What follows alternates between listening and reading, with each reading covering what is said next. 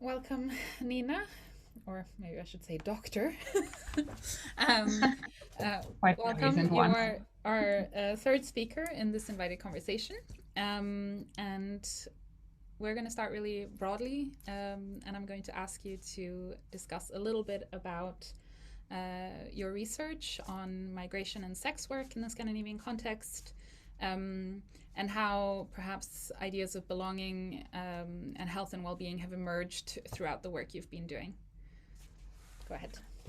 Thank you, Josephine, and thank you for inviting me here. I'm really honored to be here.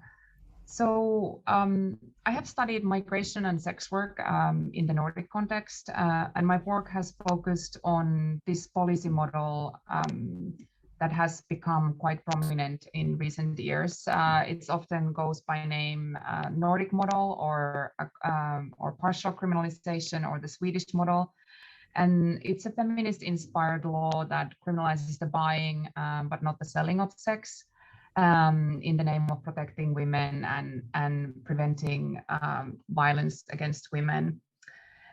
So in my research, I wanted to look what this policy model that has been framed as woman-friendly and humanitarian, what it means actually in practice, and especially in the context where in the Western Europe and in the Nordic countries, especially, vast majority of people engaging in sex work are migrants. So in West Europe, it's around 65%.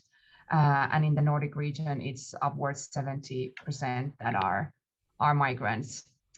And for my research, I did a 3-country ethnography. So I did, I think, 35 months of intensive field work in Sweden, Norway, and Finland, including 210 interviews, out of which majority were with migrants who engage in sex work.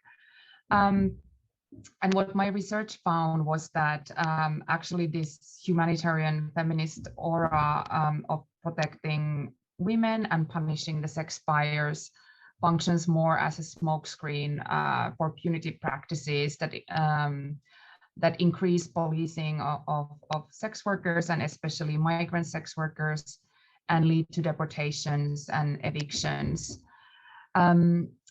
So that's kind of my research in a nutshell.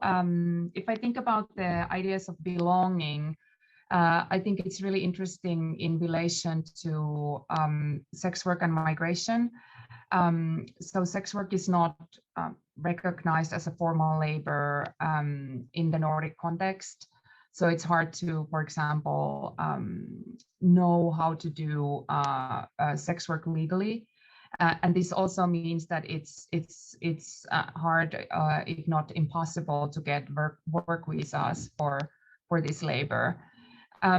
Also, there is kind of like double standard in the legislation. So even if Sweden, Finland, Norway, they decriminalize the selling of sex, but it's still as a ground for deportation.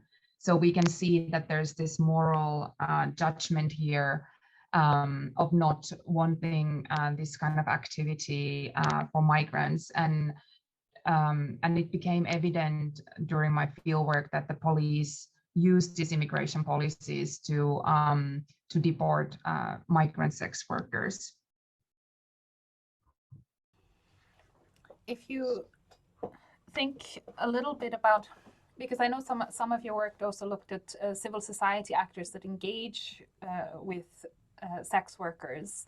And if we think that, I'm thinking of some of the other interviews that we've had, but also in general in my work on humanitarian contexts or civil society engagement, that often they create their own kind of ecosystems surrounding a specific group that they work with, which then creates a form of belonging in and of itself, or at least a system, a structure that works to cater to a specific community.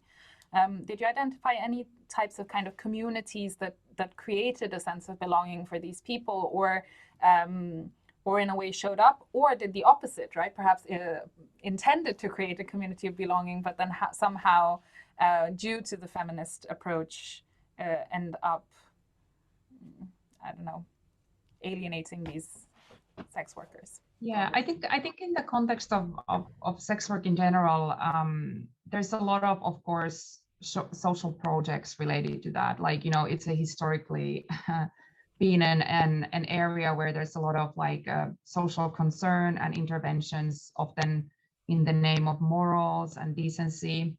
If we think about in the kind of like since the 1990s, so since the late 1990s, there's been an increased moral panic around trafficking, sex trafficking specifically. So if we think about migrant sex workers, they are targets of anti-trafficking actions, which often do not rise from the needs and interest of the people who they are claiming to serve. So anti-trafficking policies and investigations, according to my research, often harm migrant workers. So for example, in my fieldwork, I found out that the policing is racialized and uses ethnic profiling in trafficking and pimping investigations. So many of the nationals, white passing nationals, had never met the police, whereas, for example, for Nigerians, negative encounters with the police were very, very common almost every day. So often these anti-trafficking initiatives leads to increased policing, and instead of rescues, they can lead to secondary criminalization of people through deportation, so so using immigration laws, or then accusations based on brothel keeping. And there's a lot of money, especially in Sweden, put to these initiatives to raise awareness. But there is a very little practical support for migrants and people who have been victimized in the sex trade. And I think it's kind of hypocritical that the Sweden kind of frames itself as kind of protective and thinking about the interest of the women in the sex trade, when, for example, trafficking, the status of a victim of trafficking is tied to criminal process. So if there's no criminal investigation, you don't get any support.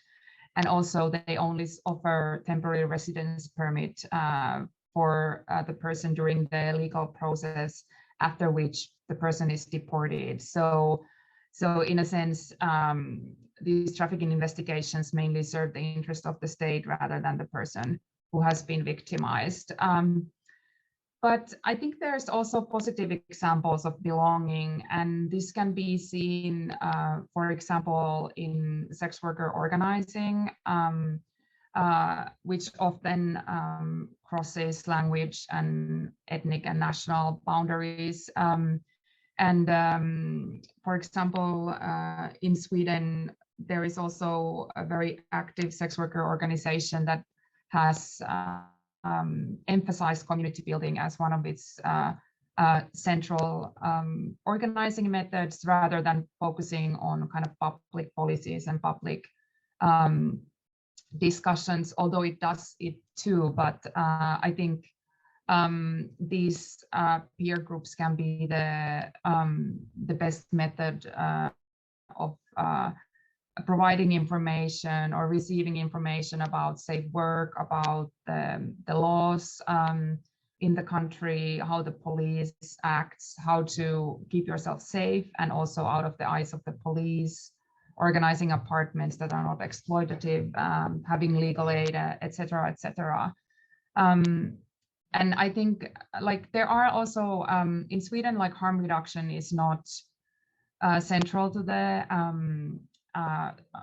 sex work policies, because commercial sex is seen as a violence against women. And so people in the sex trade are victims of violence. So it's very much focused on psychological consultation and counseling, which can be good. But like most of the people I met were not didn't feel that they were victimized or were not forced or trafficked. So it was only 6% of my interviewees who felt they were forced or trafficked, and this is kind of in line with other European research as well. So in a way, if we think about like health and well-being in relation to migrant sex work, where majority of people don't have permanent status, so they don't have access to state health or social services. So providing a low threshold harm reduction services becomes essential. And I think in Norway and Finland, there were good examples of that. Also hiring staff who speak the languages and represent the ethnicities, genders and sexualities of people who they're meeting, and providing health services that are specialized for sex workers, because often the health concerns are related to labor and like, for example, regular doctors or healthcare workers may not have the expertise on guiding how to work, for example, work with constant yeast infections or different kind of things.